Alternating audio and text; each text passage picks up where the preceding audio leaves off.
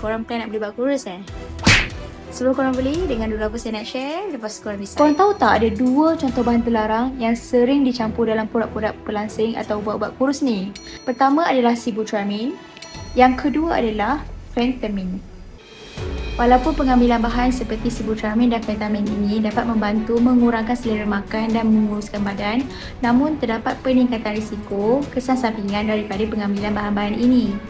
Seperti contoh, sibutramine. Korang tahu tak sebenarnya sibutramine telah diharamkan penggunaannya sejak tahun 2010 lagi. Sibutramine ini boleh menyebabkan kesan sampingan kardiovaskular di mana dia boleh menyebabkan kegagalan jantung dan juga stroke. Antara produk-produk pelangsing ataupun produk-produk kurus yang telah dirampas oleh penguasa farmasi antaranya seperti yang tertera. Kedua ialah phentermine.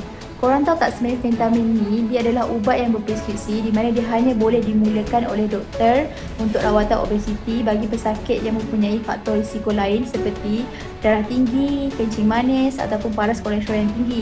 Bayangkanlah korang yang sihat tubuh badan, korang yang tidak ada pantauan daripada doktor, korang start ubat-ubat ni. Korang tahu tak phentermine ni boleh menyebabkan gangguan tidur, dia boleh menyebabkan jantung berdegup dengan cepat, dia boleh menyebabkan resah dan dia boleh menyebabkan sembelit.